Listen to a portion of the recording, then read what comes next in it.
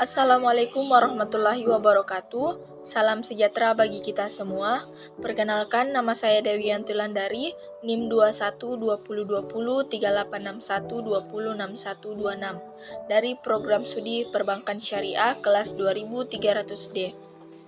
Pada kesempatan kali ini, saya akan memaparkan materi mengenai rasio keuangan dengan menggunakan laporan keuangan dari Aldin Manufacturing Company. Adapun tujuan dari video ini yaitu untuk memenuhi tugas final atau ujian akhir semester mata kuliah analisis laporan keuangan syariah dengan dosen pengampu Bapak Darwis. Baik, langsung saja. Sebelumnya saya akan menjelaskan sedikit mengenai rasio-rasio keuangan, diantaranya yaitu yang pertama rasio likuiditas. Rasio likuiditas merupakan rasio yang digunakan untuk mengukur kemampuan perusahaan dalam membayar utang-utang jangka pendeknya. Yang kedua, rasio leverage atau solvabilitas. Merupakan rasio yang digunakan untuk mengukur kemampuan perusahaan dalam melunasi utang-utang jangka pendek dan jangka panjangnya. Yang ketiga, rasio cakupan. Merupakan rasio yang digunakan untuk mengukur kemampuan perusahaan dalam membayar hutang secara tepat waktu. Yang keempat, rasio aktivitas. Merupakan rasio yang digunakan untuk mengukur kemampuan perusahaan dalam mengelola sumber dayanya. Yang kelima, rasio profitabilitas. Merupakan rasio yang digunakan untuk mengukur efisiensi perusahaan dalam menghasilkan laba atau keuntungan. Berikut ini merupakan neraca dari Aldin Manufacturing Company tertanggal 31 Maret untuk tahun 2000X2 dan 2000X1. Bisa dikatakan bahwa laporan keuangan ini laporan keuangan triwulan. Selanjutnya yaitu laporan laba dari Aldin Manufacturing Company. Nah, pada tahun 2000X2 ada beban penyusutan sebanyak $114 dan untuk tahun 2000X1 sebanyak $11. Rasio likuiditas Aldin Manufacturing Company. Untuk rasio lancarnya, aktiva lancar per kewajiban jangka pendek. Bagi Aldin Manufacturing Company, rasio akhir tahun 2000X2 adalah $2.241.000 per $823.000 sama dengan 2,72. Rasio di atas menunjukkan rasio lancar Aldin di atas rasio median untuk industrinya sebesar 2,1. Bisa diinterpretasikan bahwa setiap $1 hutang dijamin oleh $2,72 aktiva lancar.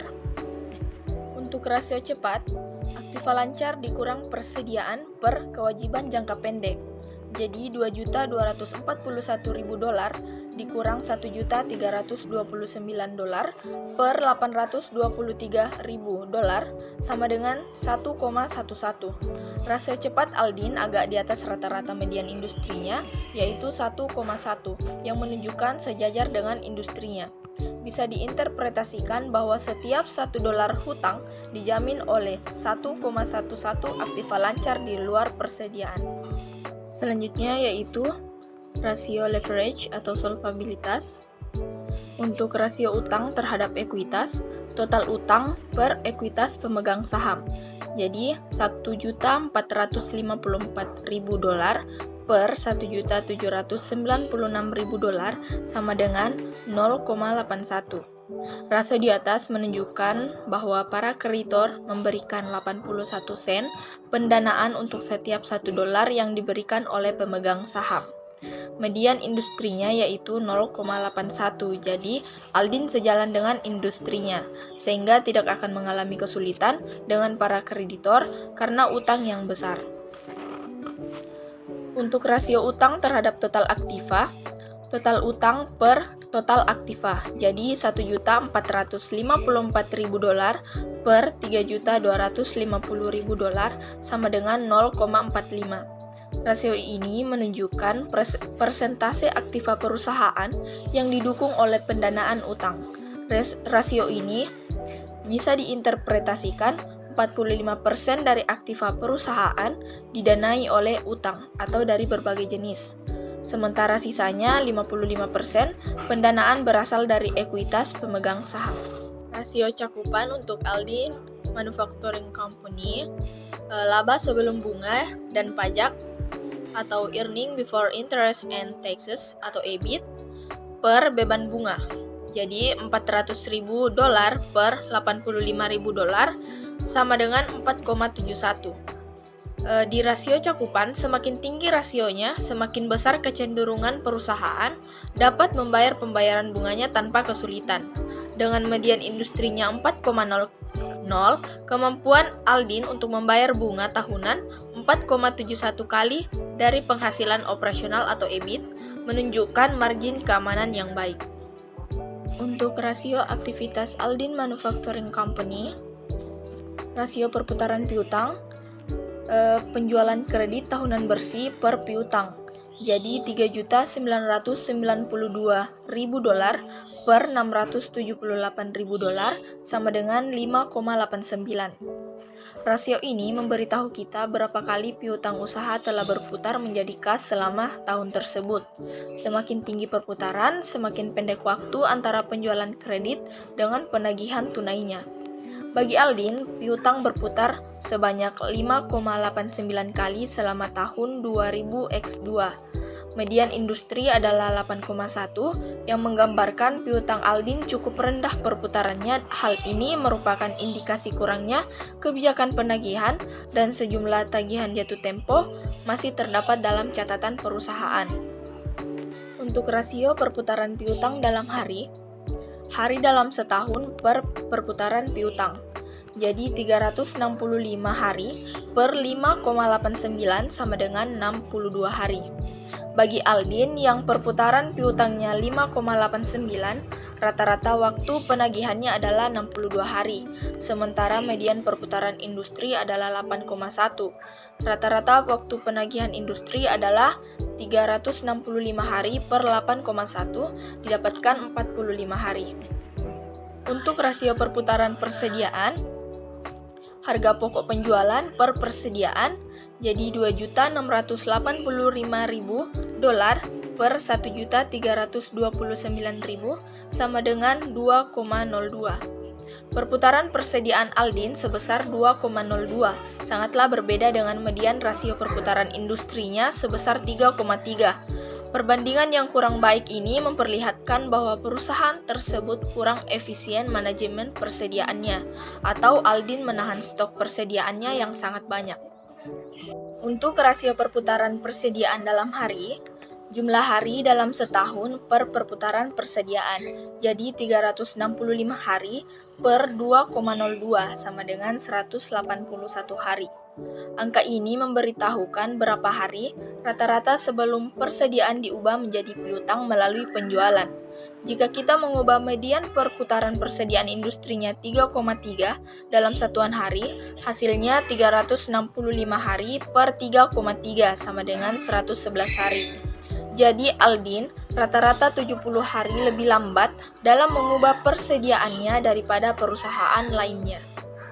Untuk rasio perputaran total aktiva atau modal, penjualan bersih per total aktiva sama dengan $3.992.000 per $3.250.000 sama dengan 1,23. Aldin menghasilkan pendapatan penjualan per $1 investasi kurang dari median industrinya sebesar 1,66.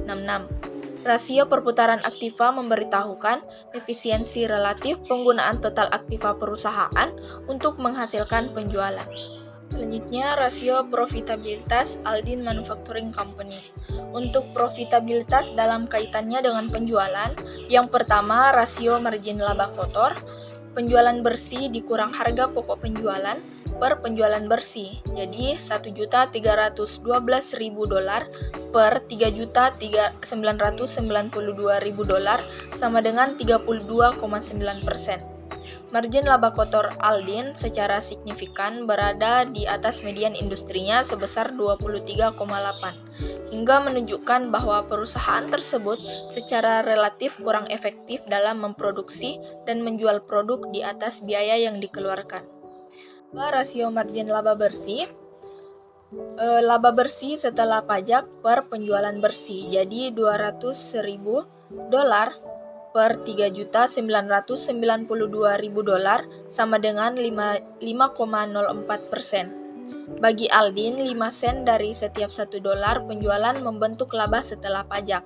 margin laba bersih Aldin di atas median margin laba bersih industrinya, yaitu 4,7%, yang menunjukkan perusahaan tersebut memiliki tingkat relatif profitabilitas penjualan yang lebih tinggi daripada kebanyakan perusahaan lainnya di industri yang sama. Untuk profitabilitas dalam kaitannya dengan investasi, yang pertama tingkat pengembalian atas investasi, laba bersih setelah pajak per total aktiva. Jadi $200.000 per $3.250.000 sama dengan 6,18%.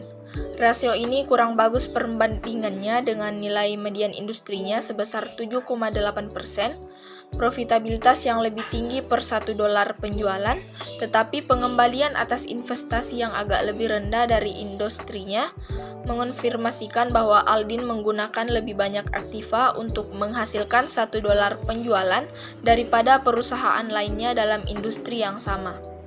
Yang kedua, tingkat pengembalian atas ekuitas, laba bersih setelah pajak per ekuitas pemegang saham. Jadi $200.000 per $1.796.000 sama dengan 11,19%. ROE yang tinggi mencerminkan penerimaan perusahaan atas peluang investasi yang baik dan manajemen biaya efektif. ROE Aldin berada di bawah median pengembalian untuk industrinya sebesar 14,04%. Ini adalah rasio keuangan pilihan dari Aldin Manufacturing Company untuk tahun fiskal 2000X0 sampai 2000X2. Itu saja pemaparan materi dari saya mengenai rasio keuangan dari laporan keuangan Aldin Manufacturing Company. Wassalamualaikum warahmatullahi wabarakatuh.